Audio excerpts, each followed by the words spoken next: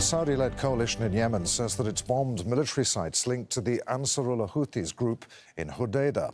The group is backed by Iran and is currently enforcing a naval blockade against Saudi ships.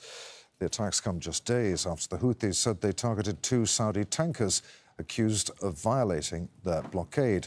Strikes have also been reported on Kamaran Island. Earlier, local media reported an attack on a Saudi vessel in the Red Sea. Well, the Saudi-led coalition has released a statement saying that they've carried out a proportionate military response against legitimate military targets in Hodeidah Governorate, linked to Houthi threats in the Red Sea. The operation has concluded after achieving its objectives, it said. Any further hostile actions by the Houthi militia will be met with an appropriate response. Al Jazeera's Yusuf Mauri reports from Sana'a. The Saudi TV just announced that the Saudi military is announcing that they targeted military sites. According to the Ansarullah Houthis, however, they're saying that the Saudi Arabia targeted the island of Kamaran and targeted also facilities belonging to telecommunication centers, all of which happened in the strategic province of Hodeidah. Now, we know that the island of Kamaran is known for its strategic importance. It is Yemen's largest island, and it's actually very close to Bab al-Mandab, where the ships, the Saudi oil tankers, are being targeted. So whenever you have such a situation, as it has happened before, where Saudi Arabia targeted the province of Hodeidah, targeted the port of Hodeidah, although Saudi Arabia is saying that they did not target the port of Hodeidah and that the port of Hodeidah remains open and fully operational.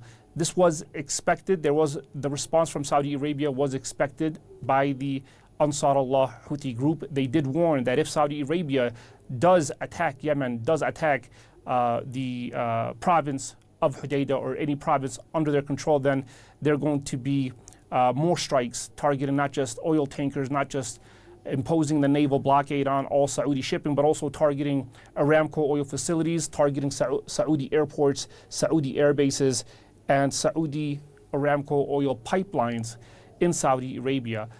So this is the latest that we have right now. There's one report of one woman who was injured in the attack that occurred on the island of Kamaran. Usually whenever these attacks happen, the number of casualties, if there are any, they will be released perhaps later on in a couple of hours or early tomorrow morning.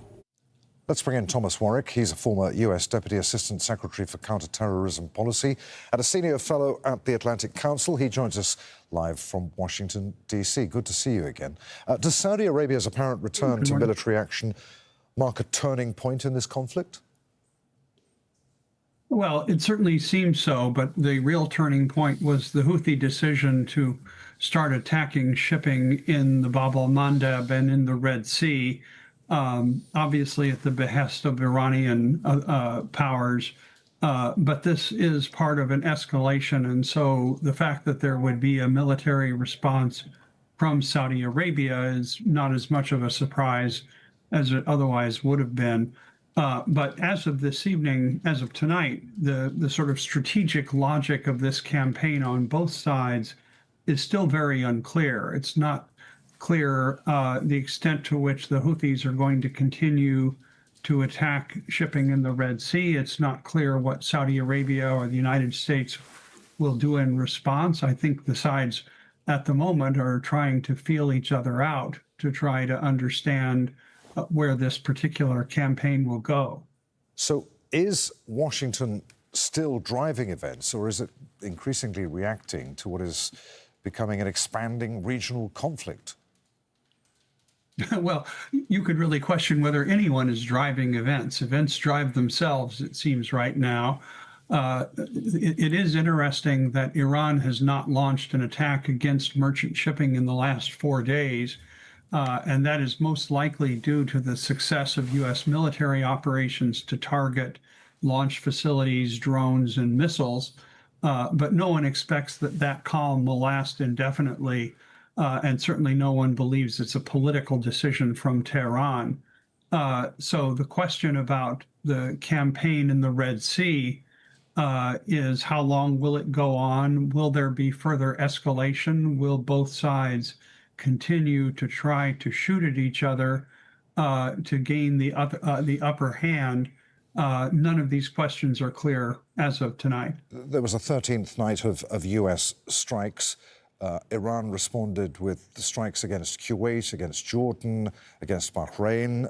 Just an hour ago, sirens were sounding again in Bahrain. And then, of course, we have what's been going on in Hodeidah. Has today's fighting made diplomacy more urgent now, more difficult, perhaps? And if negotiations resume, who has the stronger hand here? Well, you have to remember that military force and diplomacy are both tools to achieve political ends.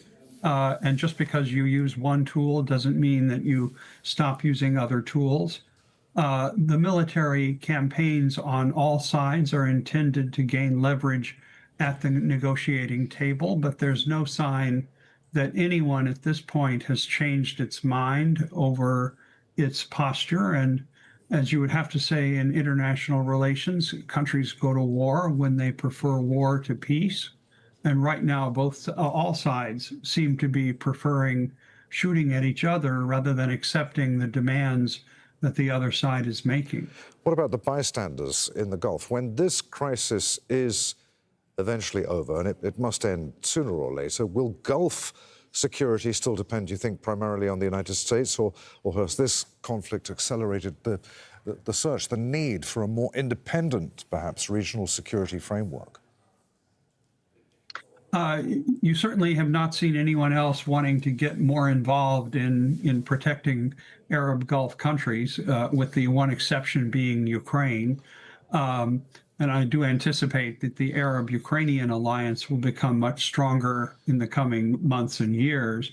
But I think what you're also going to see is that the Arab Gulf countries are going to want to have more influence over Washington's political and military decisions because, after all, they are on the front lines as much as American soldiers are tonight.